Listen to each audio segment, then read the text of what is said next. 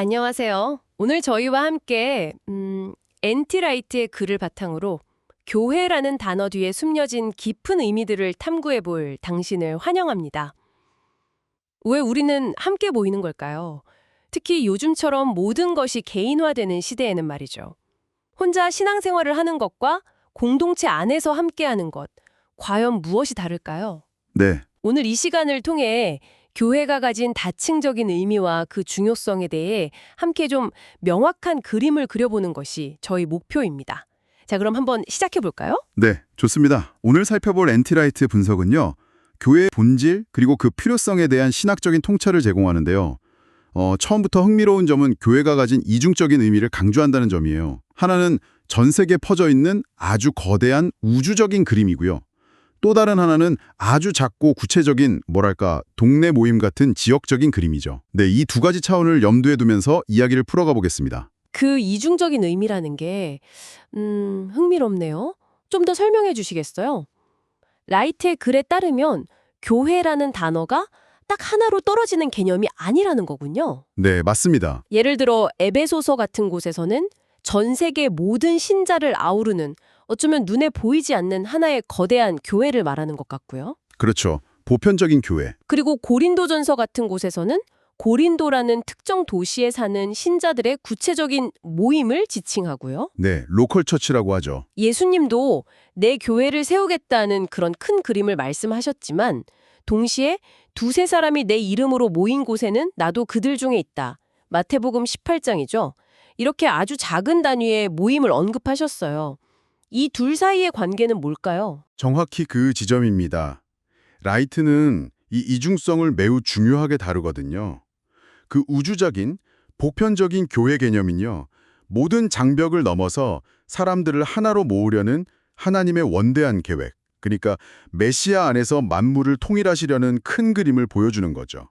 반면에 지역적인 모임, 예를 들어 로마 시대 가정집에 모였던 그런 작은 그룹들은 바로 그 거대한 계획이 땅 위에서 실제로 구현되는 현장이었던 겁니다. 아, 현실적인 모습이군요. 네, 요한복음 17장에서 예수님이 제자들이 하나 되기를 간절히 기도하신 것과 또 마태복음 18장에서 단 두세 사람이라도 모이면 함께 하시겠다는 그 임마누엘, 하나님이 우리와 함께 계시다, 이 약속이 여기서 만난다고 볼 수 있습니다. 그러니까 하나는 거대한 비전이고 다른 하나는 그 비전이 발딛고 서는 현실인 셈이죠. 알겠습니다. 그 거대한 비전과 현실적인 모임, 두 가지 차원이 있다는 건 이제 이해가 되는데요. 그렇다면 왜 그렇게 함께 모이는 것을 강조하는 걸까요? 그냥 각자 집에서 기도하고 믿음을 지키면 안 되는 건가요? 라이트의 글은 특히 다양성에 주목하는 것 같아요. 에베소서 2장에서 유대인과 이방인이라는 당시에는 정말 넘을 수 없는 벽처럼 여겨졌던 그 두 그룹이 하나가 되는 것을 굉장히 중요하게 다루던데요. 그렇습니다. 라이트에게 있어서 바로 그 지점이 교회의 존재 이유와 직결되는 부분입니다. 에베소서 3장을 근거로 해서 그는 교회가 가진 다양성 속의 하나됨이야말로 세상에 던지는 가장 강력한 메시지라고 주장해요. 당시 로마 사회를 깊게 분열시켰던 민족적 장벽, 유대인과 이방인이죠.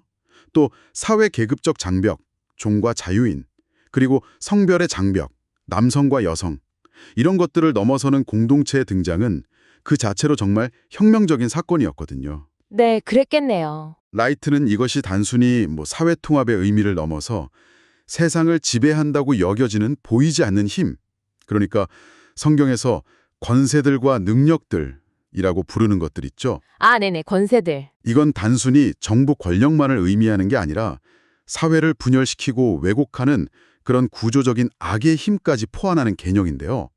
바로 이들에게 하나님의 다채롭고 예측 불가능한 지혜를 드러내는 가시적인 증거라고 설명합니다. 아하. 그 교회가 어떤 특별한 활동을 해서가 아니라 서로 너무나 다른 배경을 가진 사람들이 예수 그리스도 안에서 한 가족으로 보여 함께 살아가는 그 모습 자체가 세상의 방식과는 완전히 다른 하나님의 지혜를 보여주는 강력한 증언이라는 거군요. 바로 그 점입니다. 네, 개인이 혼자서는 절대로 보여줄 수 없는 공동체만이 가능한 메시지네요. 맞습니다. 복음의 핵심 메시지 중 하나가 화해잖아요. 그리고 그리스도 안에서 깨어진 모든 관계를 회복시키고 하나로 만드시려는 것이 하나님의 궁극적인 목적이라면 교회는 그 목적이 이미 시작되었음을 보여주는 살아있는 증거, 일종의 미리 보기가 되어야 한다는 거죠. 로마 황제들도 제국의 평화, 팍스 로마나를 외치면서 사람들을 하나로 묶으려 했지만 실제로는 깊은 민족적, 계층적, 성별 갈등이 여전했거든요. 그렇죠. 하지만 초기 교회는 너희는 유대인이나 헬라인이나 종이나 자유인이나 남자나 여자나 다 그리스도 예수 안에서 하나이니라. 갈라디아서 3장 28절이죠. 이렇게 선언하면서 실제로 그렇게 살려고 노력했어요. 그럼으로써 세상에 완전히 새로운 종류의 공동체가 가능하다는 것을 보여주었던 거죠. 와. 라이트는 이것이 바로 하나님께서 시작하신 새 창조의 모습이 이 땅에 나타나는 방식이라고 봅니다. 깨어진 세상 속에서 회복의 가능성을 증언하는 거죠. 그렇군요. 새 창조의 미리 보기. 이 관점에서 보니까 교회의 의미가 훨씬 더 깊게 다가오네요. 그런데 이런 설명은 꼭 교회에 나가야 하나요? 그냥 집에서 혼자 신앙생활하면 안 되나요? 이런 현실적인 질문에 대한 답이 될 수도 있겠어요. 라이트의 글에서도 이 부분을 좀 다루는 것 같던데요. 네, 맞아요. 혼자서도 기도하고 성경 읽을 수 있지만 방금 말씀하신 그 핵심적인 증언, 즉 경계를 넘어서는 가시적인 연합을 통한 증언, 이걸 놓치게 된다는 의미인가요? 팬데믹 때 온라인 예배 경험도 언급했던 것 같은데요. 맞습니다. 라이트는 그 질문에 정면으로 답을 합니다. 팬데믹 기간 동안 많은 교회가 온라인으로 전환했지만 오히려 그 경험을 통해서 많은 사람들이 무언가 본질적인 것이 빠져 있다고 느꼈다는 점을 지적해요. 그랬죠. 편리함은 있었을지 몰라도 그 함께 있음의 실제감, 공동체적 본질이 주는 깊이를 대체할 수는 없었다는 거죠. 라이트는 우리가 서로에게 단순히 선택적으로 좋은 존재가 아니라 본질적으로 필요한 존재라고 강조합니다. 정말 서로가 필요한 존재라는 거죠. 필요한 존재요. 네. 당신이라는 한 개인의 독특한 경험, 은사, 관점이 공동체라는 풍성한 직물의 한 올이 되어서 전체 그림을 더 아름답게 만든다는 겁니다. 이건 단순히 공동체로부터 무언가를 받는 수동적인 관계가 아니에요. 나의 존재와 기여를 통해서 이 집단적 실제, 이 새 창조의 모델을 함께 만들어가는 능동적인 과정이라는 거죠. 여기서 중요한 질문은 이거예요. 개인의 신앙 여정이 이 공동체적 이야기 속에서 어떻게 더 깊은 의미와 목적을 발견하게 될까요? 단순히 소속감을 느끼는 것을 넘어서는 의미가 있다는 말씀이시군요. 그렇다면 그 큰 신학적인 그림 외에 사람들이 실제로 함께 모일 때 얻을 수 있는 구체적이고 실용적인 유익들은 무엇일까요? 라이트의 글은 어떤 점들을 짚어주나요? 물론 때로는 교회 공동체 안에서 오히려 인간관계의 어려움이나 갈등이 더 부각될 수도 있다는 현실적인 문제도 있겠지만요. 네, 좋은 지적입니다. 라이트도 그 점을 솔직하게 인정해요. 때로는 교회 생활이 긴장을 완화시키기보다 오히려 고조시키는 것처럼 보일 때도 있다는 거죠. 네. 하지만 그는 그것을 피해야 할 문제가 아니라 오히려 우리가 서로 다름을 끌어안고 용서와 화해를 배우면서 함께 성장할 수 있는 기회로 봐야 한다고 주장합니다. 비슷한 사람들끼리만 모여서 편안함을 추구하는 대신에 좀 불편하더라도 통합과 연합이라는 더 높은 부르심을 향해 나아가야 한다는 거죠. 성장의 기회로 보는 거군요. 네. 함께 모일 때 얻는 구체적인 유익들을 좀 더 살펴보면 라이트는 몇 가지 중요한 점들을 강조합니다. 첫째는 함께 배우고 성장하는 경험이에요. 단순히 설교를 듣는 것을 넘어서서 용서하는 법, 또 가난하고 소외된 이들을 향한 구체적인 돌봄, 정의와 평화를 추구하는 삶, 이런 것들을 공동체 안에서 함께 고민하고 배우고 실천해 나가는 거죠. 이건 혼자서는 배우기 어려운 덕목들입니다. 초기 교회 때부터 교회는 이런 배움의 공동체였거든요. 네네. 둘째는 성경을 함께 읽고 해석하는 풍성함입니다. 혼자 읽을 때는 미처 발견하지 못했던 의미나 관점을 다른 지체의 나눔을 통해서 깨닫게 되는 경험이죠. 그럴 때 있죠. 저는 이 구절을 이렇게만 생각했는데 당신의 이야기를 들으니 완전히 새로운 의미가 보이네요. 같이 좀 더 깊이 이야기해 볼까요? 이런 대화 속에서 우리의 이해는 훨씬 더 깊어지고 넓어질 수 있습니다. 이런 집단적 지혜는 혼자서는 결코 얻을 수 없죠. 맞아요. 셋째는 세상을 향한 공동의 행동입니다. 사회적 불의, 가난, 환경 파괴 이런 문제들에 맞서서 함께 기도하고 지혜를 모으고 구체적인 행동으로 변화를 만들어가는 힘이죠.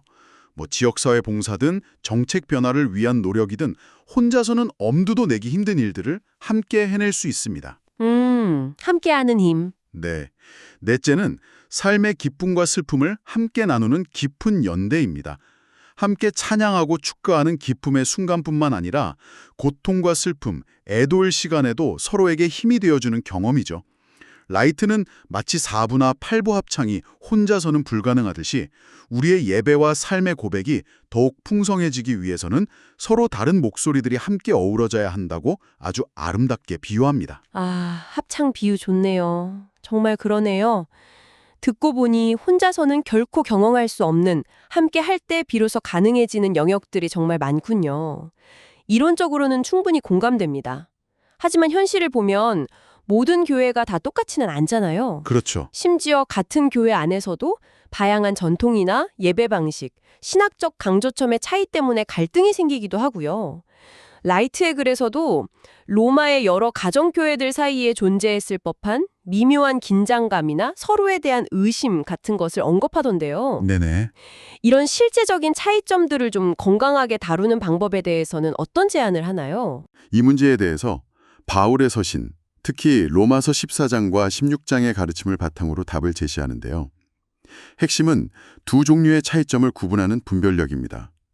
첫 번째는 본질적이지 않은 차이점들이에요. 예를 들면 어떤 특별한 날, 안식일이나 절기 같은 거요. 그런 날을 지키는 문제, 혹은 어떤 종류의 음식을 먹지 않는 문제, 옛날 우상에게 바쳐졌던 고기 문제 같은 것들이죠. 아, 그런 문제들이요? 네, 이런 문제들에 대해서 바울은 아주 명확하게 말합니다. 서로를 비판하거나 판단하지 말고 믿음이 약한 자이든 강한 자이든 서로 있는 모습 그대로 받아들이고 환대하라는 것입니다. 다양성을 인정하고 존중해야 한다는 거죠. 포용해야 하는군요. 네. 두 번째는 본질적인 차이점들입니다.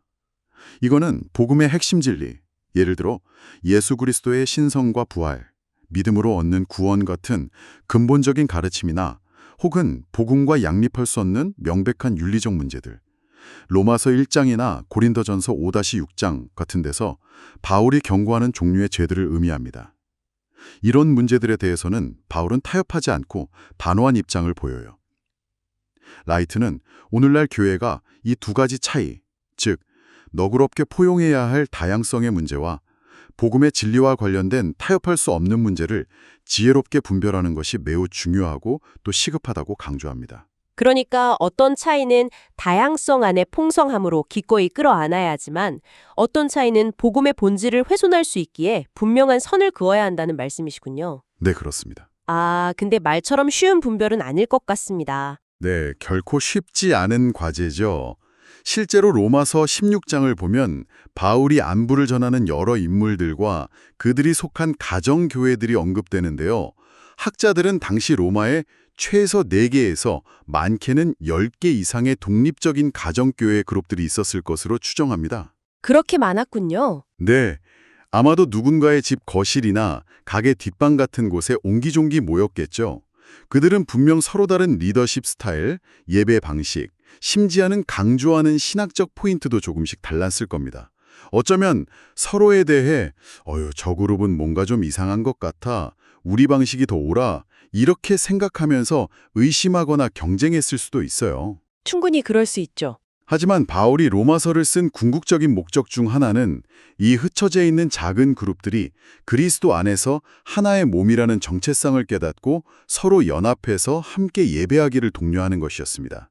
로마서 15장에서 말하듯이 최종 목표는 그 모든 차이에도 불구하고 한 마음과 한 입으로 하나님, 곧 우리 주 예수 그리스도의 아버지께 영광을 돌리는 것이기 때문입니다. 한 마음과 한 입으로. 네. 그리고 이어서 이사야 11장을 인용하면서 장차 오실 메시아, 이새의 뿌리에서 난 싹이죠.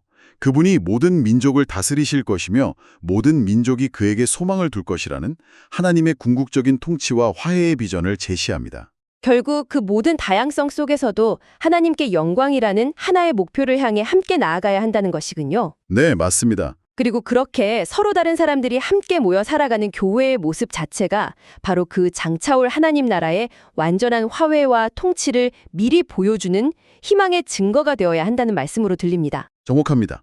라이트는 교회의 공동체적 삶이 바로 그 다가올 하나님 나라의 표시이자 미리 맛봄이 되어야 한다고 강조해요. 미래의 소망을 현재로 끌어와서 지금 여기서부터 살아내는 것, 그것이 교회의 중요한 역할이라는 거죠. 자, 엔티라이트의 글을 통해 교회의 의미를 탐색해본 오늘 여정을 이제 마무리할 시간입니다.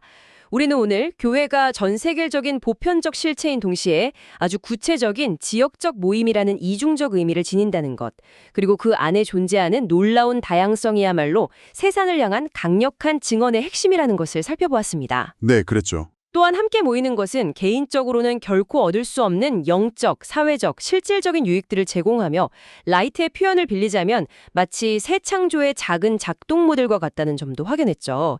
이 모든 이야기들이 오늘 당신에게는 어떤 울림으로 다가오셨나요? 오늘 나눈 이야기의 핵심 메시지를 다시 한번 정리하자면요.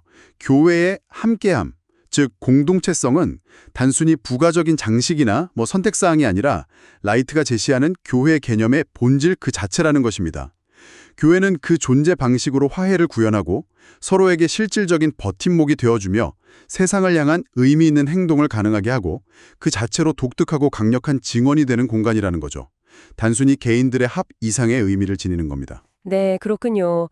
그리고 당신, 우리의 청취자분께서 오늘 나눈 이야기들을 바탕으로 좀 더 깊이 생각해 볼 만한 질문을 하나 던지며 마무리하고자 합니다. 라이트는 교회를 희망의 표시이자 하나님의 미래 계획을 이 땅에 미리 보여주는 모델로 강조했습니다. 네. 그렇다면 이런 질문을 간접보면 어떨까요? 오늘날처럼 갈등과 분열이 만연한 복잡한 세상 속에서 우리가 속한 공동체는 단순히 정기적으로 모여 예배하는 것을 넘어 어떻게 하면 그 새 창조의 가치를 구체적이고 실질적인 삶의 방식으로 살아내어 세상에 희망을 보여주는 진정한 모델이 될 수 있을까요? 한번 진지하게 고민해 볼 만한 질문인 것 같습니다.